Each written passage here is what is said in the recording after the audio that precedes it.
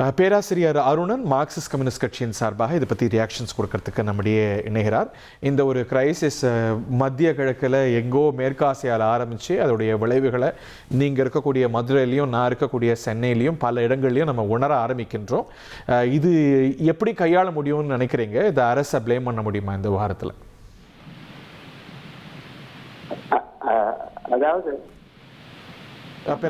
அதாவது இந்த Israel America கூட்டா சேர்ந்து ஈரானை தாக்குனது இது இத்தகைய விளைவை ஏற்படுத்தும்னு எல்லாருக்கும் தெரியும். அவங்க ஏற்கனவே இந்த ஹார்முஸ் ஜலசந்தியை நாங்க மூடிடுவோம், நீங்க எங்க மேல போர் தொடுத்தா எங்களுக்கு வேற வழி இல்லை, அப்படித்தான் நாங்க பதிலடி கொடுப்போம்.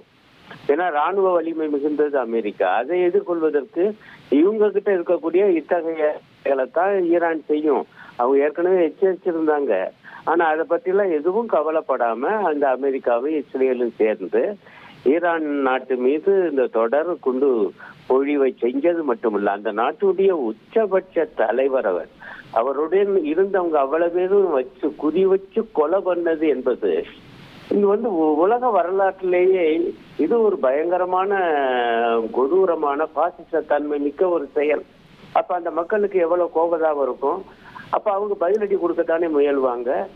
ஆக அந்த பதிலடி அவங்க ஏற்கனவே சொன்னது போல இந்த ஹார்முஸ் ஜலசந்திய அவங்க மூடிட்டாங்க. அல்லது அந்த பக்கம் கச்சா எண்ணெய் ஏற்றி வரக்கூடிய கப்பல் அவங்க தாக்குறாங்க. அப்ப எப்படி கப்பல் போகும்? ஆகவே அந்த கப்பல் மூலமாக இந்த மத்திய கிழக்கு நாடுகள் அங்க இருந்து எண்ணெய் சப்ளை இவை எல்லாமே இப்ப சுத்தமாக நின்று போகுது. None of it is our making. India இதற்கு பொறுப்பில்லை. இந்தியா இந்த தருணத்துல எப்படி கையாள முடியும்னு நினைக்கிறீங்க, கையாண்டிருக்க முடியும்னு நினைக்கிறீங்க இந்த கிரைசிஸ்? அதான் இதை எதிர்பார்த்திருக்கணுங்கிறேன். இப்ப முதல்ல இதை கண்டிச்சிருக்கணும். அமெரிக்கா இஸ்ரேல் தேவையில்லாத வேலை, அவங்கதான் யுத்தத்தை துவங்கினது. அப்ப இதை முதல்ல கண்டிச்சிருக்கணும். இல்ல கண்டித்திருந்தா இந்த தட்டுப்பாடு போயிருக்குமா என்ன? இந்த கண்டித்திருந்தா இந்த நிலை மாறி இருக்குமான்னு அது என்ன மாற்றத்தை ஏற்படுத்தியிருக்கும்? அது ஒரு தனி விவகாரம். முதல் விஷயம் இல்ல, இது முக்கியமான பாயிண்ட். கண்டிச்சிருந்தா அவங்க எல்லாம் கொஞ்சம் பின்வாங்குவாங்க இல்லையா? இந்தியா போன்ற ஒரு நாடு கண்டிக்குது அப்படி போது அது இல்ல. இப்ப இன்னைக்கு பெரிய வல்லரசான சைனா கண்டிச்சிருக்கு, ரஷ்யா கண்டிச்சிருக்கு, என்ன மாறித்து? இல்லங்க, இந்தியாவும் சேர்த்து கண்டிச்சிருந்தா அது எவ்வளவு பெரிய தாக்கத்தை உருவாக்கி இருக்கும்.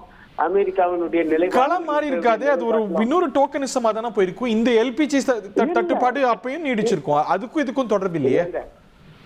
கண்டிப்பா நான் சொல்றேன், டோக்கனிசமா இருக்காது. ஏன்னா இதே பிரதமர் மோடியை கூப்பிட்டு அவங்க நாடாளுமன்றத்தில் இருக்கக்கூடிய மிக உயர்ந்த விருதை இஸ்ரேலிய நாடாளுமன்றம் அதனுடைய சபாநாயகர் கொடுத்தார்ல. அப்ப அப்படி வாங்கினவர் இன்றைக்கு இதை கண்டிச்சிருந்தா அது எத்தகைய தாக்கத்தை இஸ்ரேல்ல ஏற்படுத்தி இருக்கும். அது தயவு செய்து இதை வெறும் டோக்கனிசம்னு சொல்லாதீங்க. அது மிகப்பெரிய தவற நாம் கண்டித்திருக்கின்றோம். வளைகுடா நாடுகள் துபாய் மேல, யுஏஇ மேல, பஹ்ரைன் மேல, சவுதி அரேபியா மேல நடக்கக்கூடிய தாக்குதலை கண்டித்திருக்கின்றோம். அது கண்டிக்க வேண்டிய இனமா இல்லையா? இல்ல, இதை மட்டும் கண்டிச்சு, அதாவது ஏற்கனவே சொல்லி இருந்துச்சு எங்களை தாக்குனா எங்களால அமெரிக்காவை தாக்க முடியாது, தூரத்துல இருக்கு. ஆனா பக்கத்துல இந்த நாடுகள் எல்லாம் அமெரிக்காவுடைய ஆர்மி பேஸ் இருக்குது, ராணுவ தளம் இருக்கு. ஆகவே அந்த ராணுவ தளங்களை நாங்க தாக்குவோம் என்பதையும் ஈரான் முன்கூட்டியே சொல்லி இருந்தது. உங்களுக்கு தெரியாததல்ல. இல்ல, நம்ம எண்ணெய் வளத்துக்கு, எரிவாயு வளத்துக்கு இந்த நாடுகளை பெரிதும் சார்ந்திருக்கின்றோம். ஸோ நம்ம எனர்ஜி செக்யூரிட்டி இந்த வளைகுடா தேசங்களை சார்ந்திருக்கு. அவங்க விக்டிமா பார்த்து நம்ம கண்டிக்கிறோம். அது ஒரு Jio political position. Jio politics ஒரு பக்கம், நம்ம நிலைப்பாடுகள் ஒரு பக்கம். இந்த எல்பிஜி தட்டுப்பாடு மாறி இருக்காது என்ன நிலை எடுத்திருந்தாலும். நம்ம ஒரு பிளேயர் இல்லையே இதுல. ஒரு இல்ல இது தவறு. கண்டிச்சிருந்தா நம்முடைய உலக அளவுல நம்முடைய தார்மீக குணம் என்பது உயர்ந்திருக்கும். நம்மை இந்த மத்திய கிழக்கு நாடுகள் நம்பும். இந்த மாதிரி அநியாயமா ஒரு நாட்டை அமெரிக்காவும் இஸ்ரேலும் திட்டமிட்டு தாக்குனா சார், இந்த மத்திய கிழக்கு நாடுகள் ஈரானால பாதிக்கப்பட்டிருக்கிறாங்க இன்னைக்கு. சோ அவங்களோட நாம துணை நிக்கிறோம்.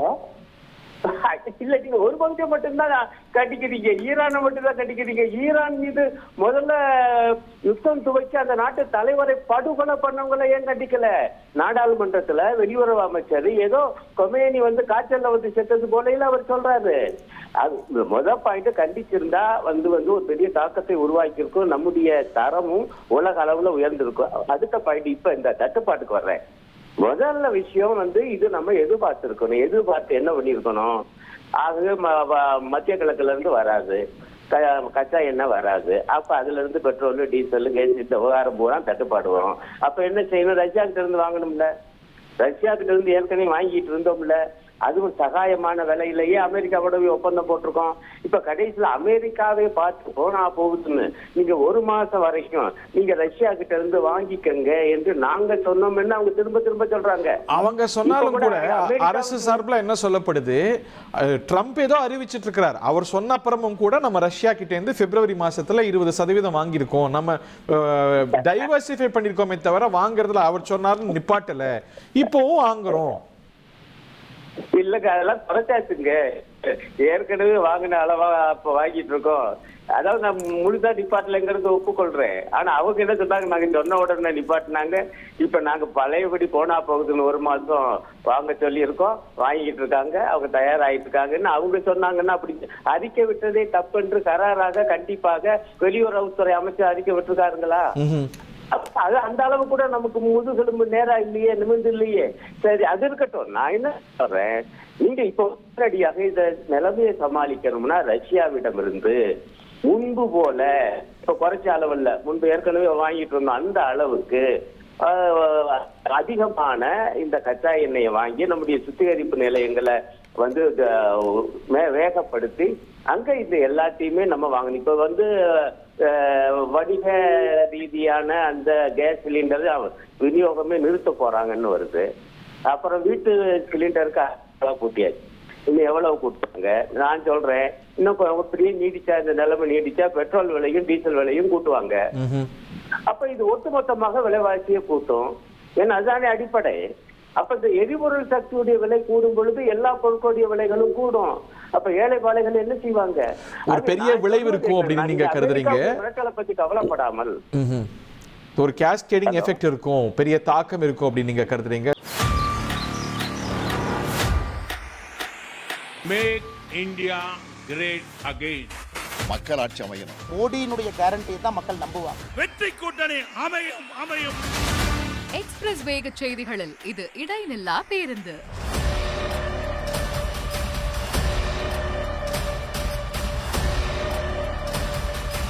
தினமும் காலை 6 முதல் 7 மணி வரை 6 மணி செய்திகள். Break free news. வரிசை கட்டி வரும் சுவாரஸ்ய செய்திகள் பிரேக்கே இல்லாமல். ரிமோட்டை மறங்க அப்டேட்டா இருங்க.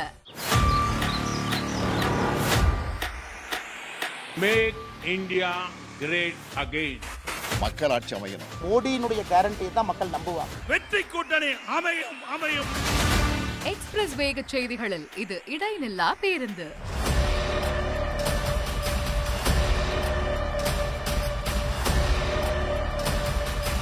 தினமும் காலை 6 முதல் 7 மணி வரை 6 மணி செய்திகள்.